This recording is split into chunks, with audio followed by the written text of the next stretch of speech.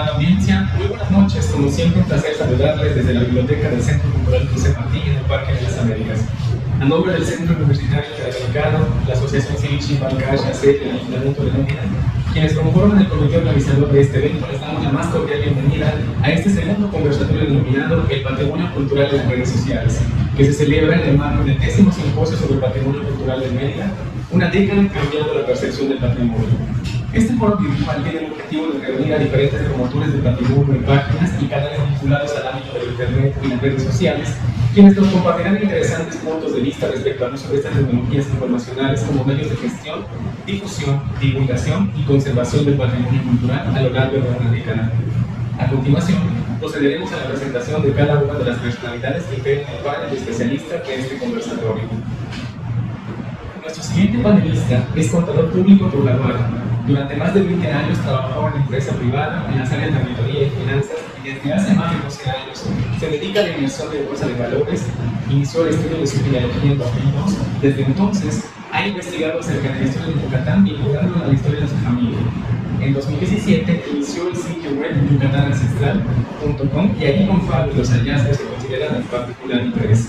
A la fecha, en Facebook cuenta con más de 7.500 seguidores, en YouTube con más de 4.600 suscriptores, en Instagram con 490 seguidores y en el sitio web una lista de correos que suma más de 1.000 suscriptores. Damos la más cordial bienvenida al contador Humberto Sánchez Baquedano. Finalmente, para moderar este evento, recibimos la presencia de la arqueóloga Tania Paz Rivera, presidenta de la Asociación Civil Chimbalcash AC. Bienvenidos. Hola, muy buenas noches, estimada audiencia. Es un gusto para mí estar moderando este conversatorio de patrimonio cultural en las redes sociales con tres importantes invitados que tal vez hayan tenido la oportunidad de revisar sus redes sociales, pero hoy tenemos también la oportunidad de conocer sus rostros y un poquito de la historia de cómo surgieron estas páginas en internet que seguramente todos nosotros hemos consultado y hemos visitado. La más cordial bienvenida y decirles y reconocerles, ¿no? Ustedes han logrado posicionar sus páginas donde comparten publicaciones muy atractivas con la información presentada, pero también con las imágenes que acompañan esos textos, ¿sí? Que en ocasiones corresponden a edificios que hoy ya no se encuentran, ¿sí? Edificaciones que ya no podemos observar y que inclusive no sabíamos de su presencia en esta ciudad.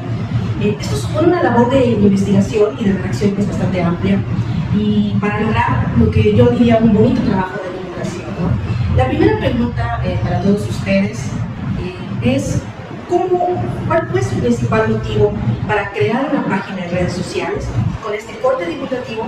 Y brevemente, si nos pudieran explicar cuál fue su proceso de creación. Voy a iniciar en el siguiente orden: Manuel Zavala, después Roberto Díaz y finalmente escucharemos ¿cómo surge el canal ancestral?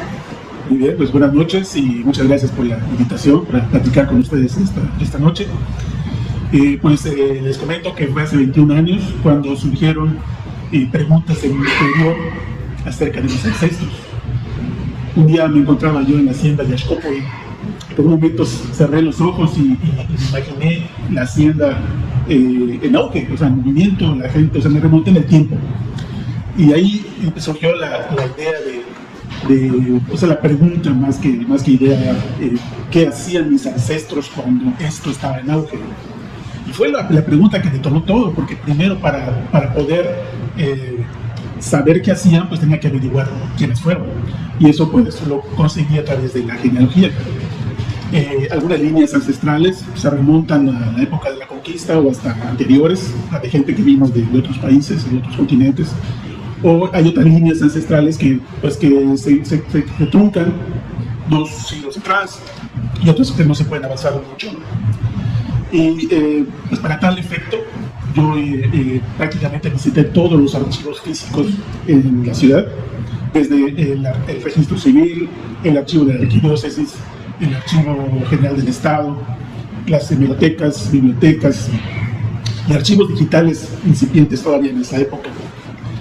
A raíz de esta investigación, me invitaron a pertenecer a la Academia de Genealogía de Yucatán, la Francisco de Montejo, y estuve ahí pues entre 2002 y 2010, siendo su presidente don Juan Francisco Peón Ancona. Además de saber quiénes fueron mis ancestros, me interesaba saber mucho dónde vivían, a qué se dedicaban, así como tratar de visualizar cómo era la vida y la ciudad de mis ancestros. Durante ese periodo adquirí algunas decenas de libros antiguos en tiendas de segunda mano y otro tanto de libros contemporáneos. Luego pensé que debía darle un uso a ese material y a principios de 2017 hice algunos videos comparando fotografías antiguas con fotografías recientes de diferentes mundos de la ciudad. Estos videos están en YouTube. Meses después, el 22 de octubre del 2017, me surgió la idea de crear una plataforma de difusión de mis hallazgos, un sitio web al que denominé yucatanancestral.com, junto con las redes sociales Facebook, Instagram y YouTube. Nunca busqué ni pretendo competir con las páginas existentes, sino únicamente ser una opción que complemente. Los años previos a la pandemia visitaba la biblioteca de 2 a 3 veces por semana. Ya en pandemia me enfoqué a los archivos digitales disponibles en Internet. Escogí unos temas de interés personal mismos que he tratado en mis plataformas. Durante esas revisiones en las hemerotecas o en los archivos digitales, pues aparecen notas o publicidad interesante que luego comparto en yucatanancestral.com. En el afán de tener una idea de cómo era la ciudad antiguamente, además de fotografías, los filmes antiguos son de gran utilidad. Invertí mucho tiempo y esfuerzo para hallar y compartir el 29 de enero del 2018 en YouTube la primicia del filme Desfile de 400 calesas en el Paseo de Montejo de 1931. Este hallazgo fue replicado por las páginas aquí presentes. Ahí se puede ver cómo era el Paseo de Montejo desde entonces. El pavimento, los postes de alumbrado, las banquetas, las bancas, los árboles de la calle 47, así como edificios de esa calle. Con el paso del tiempo, pues ha cambiado mucho. Aunque el filme es totalmente en blanco y negro, y luego de un arduo trabajo, algunos fragmentos de este filme ya están disponibles en color. El ver cómo eran las calles y los edificios antiguos es algo interesante. Y luego de compararlo con lo que existe actualmente. Algo que es constante es el cambio. Antes del filme de las calesas, del desfile de calesas, yo había compartido un pequeño instante de apenas 4 o 5 segundos de finales del siglo XIX. Es un fragmento fílmico que se ubica en la calle 65 con 56A, prácticamente en Portal de Granos, que son 4 segundos, pero que contienen movimiento y tienen mucha información digna de actualizar. Este pequeño fragmento es de don Salvador Toscano. También ya está en color. Me sorprendió y me motivó a seguir buscando más filmes antiguos, y vaya que han aparecido muy interesantes. En Yucatán Ancestral aparecen catalogados por décadas. Las publicaciones en mi sitio web son más o menos periódicas. Las publicaciones en las redes sociales ya son un poquito cada vez más esporádicas, pero siempre seguirán. Muchas gracias. Definitivamente. Y hablando de estos millones, bueno, miles de seguidores, yo creo que también van a llegar a millones, pero hablando de miles de seguidores, esta pregunta es para Gilberto Sánchez de Yucatán Ancestral. ¿Cuáles han sido los retos de vincular el patrimonio cultural de Mérida con las diferentes audiencias que se encuentran en las redes sociales? Porque no estamos hablando de un público en específico, o se puede identificar entre todos estos miles de seguidores una audiencia como tal. Entonces, esa es la pregunta: ¿quiénes son los principales seguidores de estas páginas y cómo se ha logrado vincular este patrimonio cultural con esas diferentes audiencias? Claro que sí. Yo considero que el contenido que genero en mi página es para cualquier persona que esté interesado en el mismo propósito que tengo, ¿no?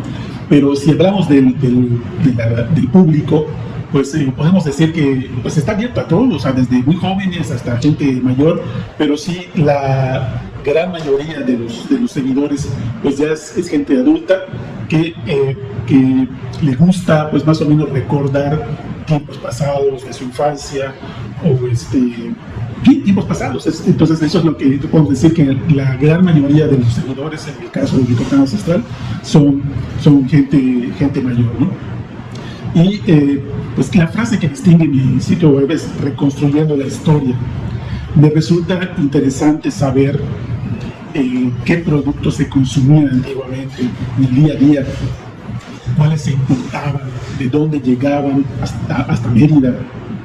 Por ejemplo, ¿se imaginan ustedes cómo era la vida antes de los refrigeradores?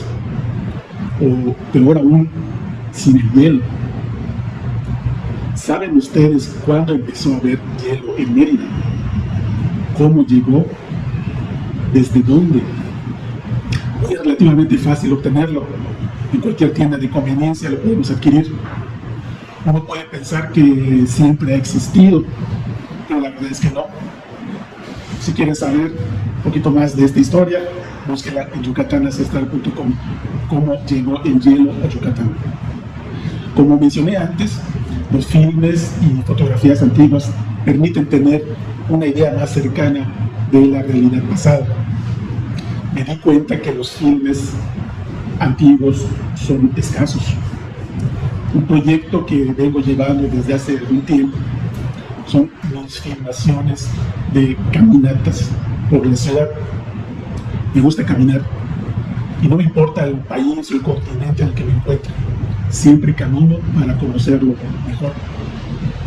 A raíz de la pandemia, la imposibilidad de viajar al extranjero, me surgió la idea de caminar por diferentes rumbos de la ciudad y filmar estos recorridos prestando atención a los edificios.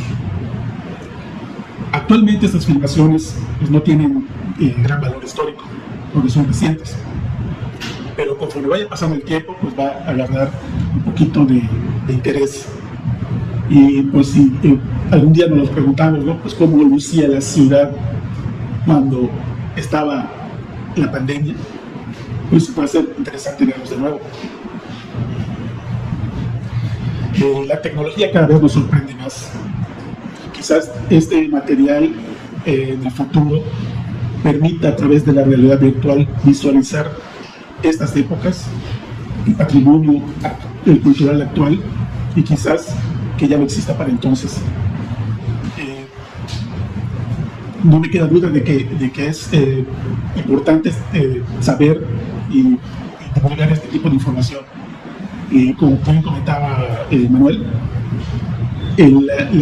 los archivos se van quedando en la computadora, y pues qué mejor que pues, sacarlos a la luz pública después de tener pues haber invertido ese tiempo para su obtención.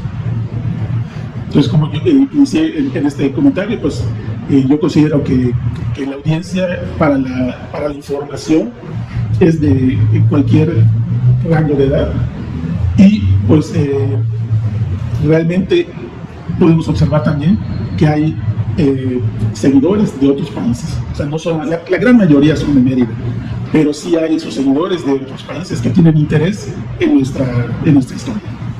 Definitivamente, es muy interesante, y además ya tenemos tarea de investigar cómo llegó el hielo a Yucatán. Creo que todos podemos leer el capítulo y luego comentar a los pequeños de la casa, que yo creo que van a ser muy curiosos de investigar cómo llegó el hielo a Mérida. Y claro, las nuevas tecnologías, yo creo que también ayudarán a llegar a esas otras audiencias, ¿no? Mucho más pequeñas. Muchísimas gracias, definitivamente. Las nuevas generaciones también tienen que ser partícipes, ¿no? de este patrimonio histórico.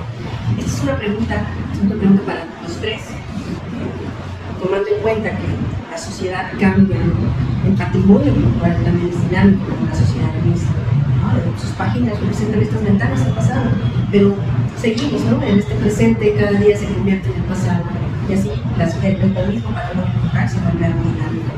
Estas páginas son ventanas al alcance de millones de seguidores. La pregunta aquí para cada uno de ustedes es: ¿han logrado identificar entre sus audiencias un cambio en la forma de percibir la historia de la ciudad de Mérida y por ende del patrimonio cultural de nuestra ciudad? Comenzamos en el mismo orden de la primera pregunta, estimado Manuel Zavala, después con Roberto Díaz, y cerramos esta pregunta con Humberto Sánchez. Sí, claro. Pues yo también creo que ha habido un cambio en los últimos años con respecto a la percepción de la historia de la ciudad, ¿no? Las redes sociales y la tecnología han ayudado mucho. Hoy todo está a unos clics, ya sea en el teléfono celular, o en la red social, o en el navegador de internet. Antes de eso, el patrimonio cultural estaba en los libros, en los periódicos, que de vez en cuando publican temas históricos. Había que ir a una biblioteca para consultar esos temas. Pero hoy en día, si te interesa este tema, pues conseguir alguna de nuestras páginas o sitio web, se puede tener bastante información histórica. Yo soy muy lejos de llegar a alcanzar el millón de seguidores, pero mi objetivo principal es más personal y utilizo la tecnología para compartirlo a todo el que esté interesado en ella. Todos son bienvenidos. En el 2018 y en el 2019 fui invitado por ProISPEM a dar algunas presentaciones de los filmes antiguos y pláticas acerca de temas históricos. Una de ellas fue con aquí el compañero Daniel Zavala. Igualmente en ProISPEM tuve la oportunidad me invitaron a participar en la FILEI de 2019, también presentando filmes antiguos. Y en el 2020, justo antes del inicio de la pandemia, también con Manuel participé del 8º simposio sobre patrimonio cultural de Mérida en enero de 2020 en el Olimpo. Y pues así es, no solamente he utilizado las redes sociales para la difusión, sino también de forma presencial pues toda esta información y todo esto que va surgiendo, que pues como bien ya se comentó, eso de dejarlo en el disco duro de la computadora o en el papel allá en el archivero, pues es lo que pues, nos da un poquito de tristeza, ¿no? Y por eso pues la idea de difundirlo para que pues también otras personas se enteren de lo que pues en algún momento hubo, como bien dicen, y hoy ya no existen, o cómo ha ido evolucionando y ha ido cambiando a través del tiempo. Muchas gracias. Muchísimas gracias a ustedes por compartirnos un poquito, ¿no?, cómo fue surgiendo estas páginas que hoy están al alcance de miles de personas, reconstruir la historia.